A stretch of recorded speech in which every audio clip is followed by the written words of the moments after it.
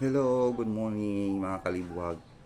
Pak ganern. Have a blessed Thursday morning to each and everyone. Shout out day ko sa kay Maritis o kay Marisol.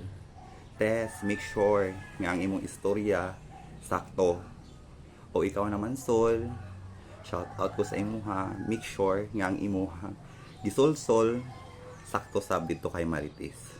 Para di ta mo mapilpil aning martilyo. Basi mapilpilan ako inyong simut ani ug mamburot. Diyos ko Lord. By the way bitaw, tinuod na. Kay wala man ta kabalo sa realidad nga istorya jud no. So dili lang ta mapatahag istorya kay mo na siya gitawag og kamo pa nila, don't judge the book by its cover. Sakto ba? Or by cover, don't judge the book. Bitaw.